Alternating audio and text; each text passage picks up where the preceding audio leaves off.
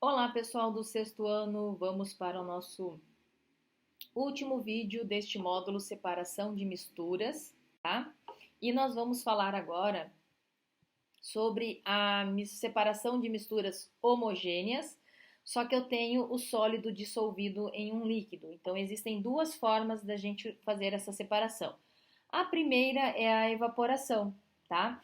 Então, no processo de evaporação, ele é um processo, como a gente já viu, ele é um processo lento e ocorre de forma natural, no qual as substâncias envolvidas, né, vão passar do estado, né? Uma destas substâncias envolvidas vai passar do estado líquido para o estado gasoso e vai deixar a outra, que aí é a sua fase sólida. Então, uma maneira de se obter o sal de cozinha, tá? De uma mistura que aparece aqui, ó, uma mistura com água, é esperar que a água evapore, né, sobre o calor do sol.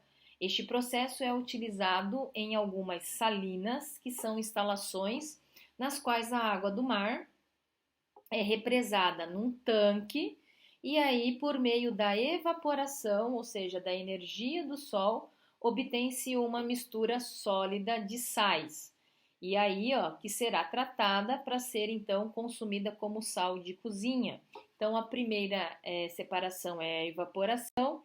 A segunda, tá, de sólidos dissolvido em líquido é a destilação simples. Eu poderia pegar a água se eu misturar, por exemplo, aqui, ó, água e sal. Ao esquentar, isso aqui vai ferver, a água vai atingir a sua temperatura de ebulição e vai evaporar. Esse vapor vai continuar aqui pelo percurso, vai passar por uma etapa chamada de condensador, que é o que?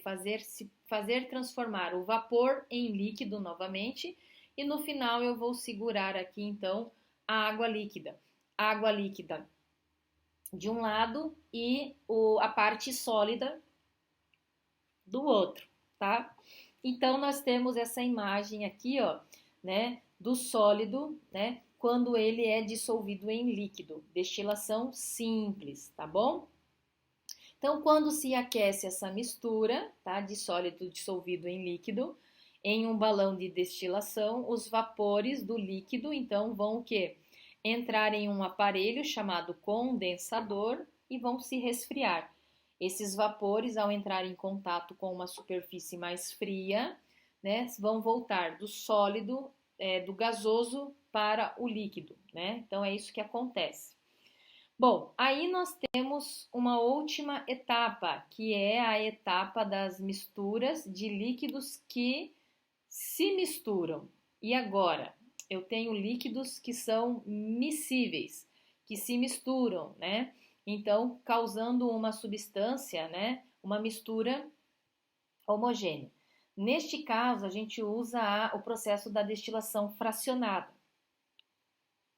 Este processo, ele é semelhante àquilo que a gente viu da destilação simples, tá? Só que é adicionado aqui, ó, no caminho, uma coluna de fracionamento, tá? Que vai ficar entre a parte que esquenta para evaporar e a parte que a gente segura para poder condensar e formar líquida de novo, tá? Esta coluna pode ser chamada de coluna de destilação ou coluna de fracionamento, tá? E ela apresenta então obstáculos que permite que o componente de menor temperatura de ebulição, ou seja, é aquele que vai ferver mais rápido, tá? Chegue mais rápido aqui então ao condensador e aí ele vai ser então recolhido primeiro. Assim que este primeiro componente terminar, a temperatura sobe e começa então a ser destilado, né, um outro componente em ordem crescente da temperatura de ebulição, tá? E todos eles vão sendo sempre recolhidos num frasco. Recolhi o que eu quis, eu tiro o frasco, eu troco. Recolhi o que eu quis, eu tiro o frasco e eu troco, né? Então, esta é uma imagem de uma destilação fracionada em laboratório, aonde adiciona-se essa coluna de fracionamento. Mas, nas refinarias de petróleo, nós temos este processo também. Ocorre aqui, ó, uma destilação fracionada, que é justamente para tirar do petróleo os subprodutos dele, né? Então, o petróleo ele é adicionado nessa coluna, é aquecido e aí ele é bombeado então para as colunas fracionadas.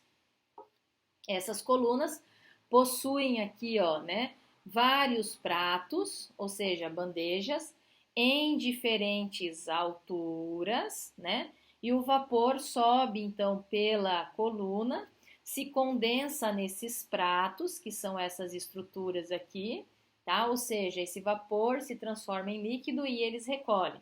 Esse vapor que chega aqui se transforma em líquido e eles recolhem.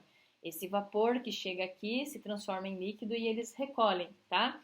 Então, no caso os vapores sobem pela coluna, se condensam nos pratos e são recolhidos de acordo aí com a temperatura de ebulição, tá? Que cada parte do composto tem. Então, quanto menor for a temperatura de ebulição, né, mais alto ele será recolhido na coluna, ou seja, mais rápido ele chega aqui em cima e a gente recolhe. Então, primeiro, do petróleo, quando ele vai para uma refinaria, a gente tira o gás de cozinha, que é o GLP, depois a gente pode tirar a gasolina, a querosene, o óleo diesel, o óleo lubrificante, e lá no fundo vai ficar o resíduo, que é constituído de parafina, ceras, asfaltos e piche, tá bom? Pessoal, vou ficar por aqui. Aqui a gente encerra a teoria deste módulo que fala sobre separação de misturas e eu aguardo vocês numa próxima oportunidade. Tchau, tchau!